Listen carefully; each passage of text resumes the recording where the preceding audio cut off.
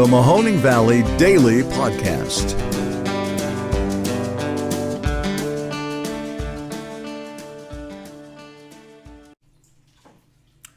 Hello everybody, welcome to today's episode of the Mahoning Valley Daily Podcast. It is September 1st and I am Ron Cabuno. Thank you for joining me. I just wanted to come on today and talk to you a little bit about the emergency school board meeting that I attended at Boardman High School dealing with the mask mandate and its possible reversal. So I went there and basically seeing if there were going to be the fireworks that we have seen around the country in these school board meetings, and I am happy to report that there were none of them. There were some boisterous voices in the crowd, but everyone was very respectful and it was orderly, and I have to commend everyone for being on their best behavior. Both sides were represented, although not equally. And I would just like to go over some of the points that I heard in the meeting and see what you guys think while we discuss them. So we'll go through the list, and it'll be a short show, but I really wanted to let you guys know what was covered there and possibly what some of the pros and cons to the points that were made are. So, I guess first was one of the speakers said that, hey, look, most of the people here are against the mandate, so that must be emblematic of the community at large. What I would say is it's kind of like a review site like Yelp. You're not going to get too many people saying, yeah, the meal was as I expected, it was good, thanks a lot. The only people who are going to be writing on there are the people who had a problem with their service or the food they received. So that's kind of what we were looking at last night. You had some staunch defenders of the mandate, and they were there trying to make their case, but mostly it was people who had some complaints about the mandate. And I would say that there were definitely some impassioned speakers there. There were people who had real stories from their lives and from their children that were harrowing. It wasn't good to hear, and it's sad to hear that this type of thing is going to be a hindrance or was a hindrance on their children's learning in the past year in any respect. So it's unfortunate, however, this is where we find ourselves right now with the Delta variant surging and with us coming back to school and getting together in large groups. I would say that I'm just a little disappointed in the overall tenor, because you're hearing people say things like, well, you can wear one if you want, but I don't have to, or I don't have to make my children do it. That is completely missing the point of COVID. You wear a mask to protect others. If someone wants to go in there and wear a mask, they are only doing it to help themselves in the smallest degree. It is about keeping the expectorate and any type of aerosolized germs in the mask as possible.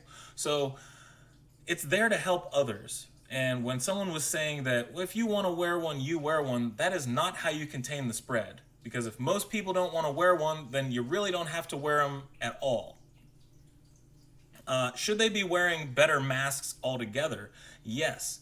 I don't know why we wouldn't mandate surgical masks or better in the schools if we're going to mandate masks. We have seen through the studies that cloth masks do not work at all. Or if they do, it's 4% versus 50% for a surgical mask. So if we're going to have a lot of money being doled out to the schools for all the different types of COVID relief, I think that we should be able to provide the students free masks, as many as they need, so that they're able to stay as safe as possible at the very bare minimum, which is the surgical mask. A lot of people were citing Europe's no mask policy as a reason why we should do the same. Well, can I just say, first of all, in Europe, they have a very strict quarantine and rapid test protocol in place in most countries. So not only that, but they also are learning in pods, which means that if there is a positive test, they would possibly only be exposing a small amount of kids. I don't know if we have the faculty available to do that and provide that to our children. If we did, that would definitely be beneficial. But what they were saying, and obviously you can't stress enough that children are less susceptible to this. However, they are able to give it to the people in their houses. And while we might only be protecting mostly people who are against getting vaccines, there are still many vulnerable populations out there that we are trying to protect from community spread. And children, as small as it may be, are vectors, and they are still getting sicker than they were even last year.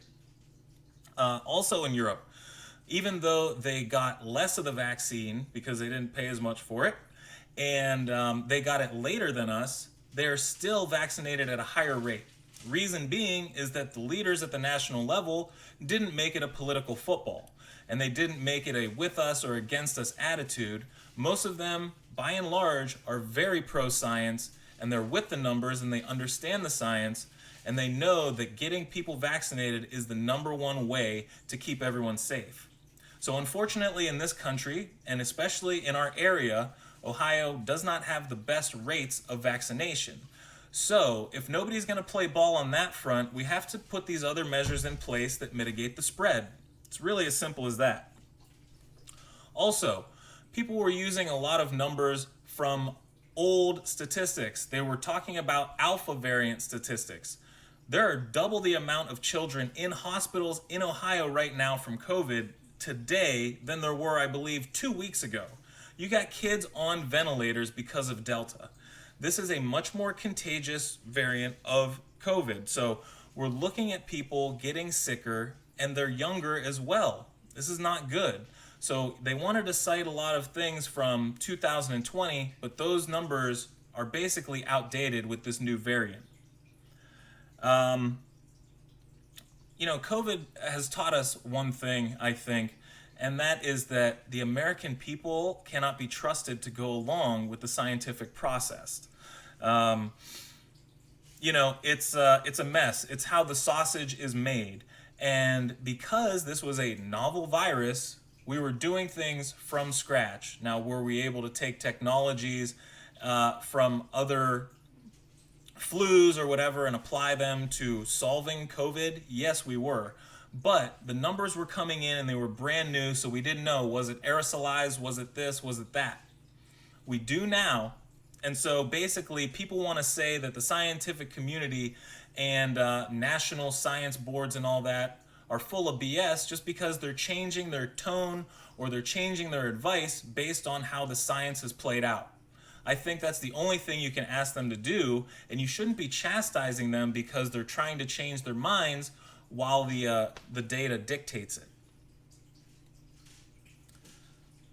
Another thing I heard was that, well, you have a 99 point whatever chance of surviving COVID. And I totally understand that, but we were trying to wrap our heads around this at the very beginning. So let's say everyone in the whole country was exposed to COVID and that 99% of you are going to survive. That means that 1% of the entire country is going to die.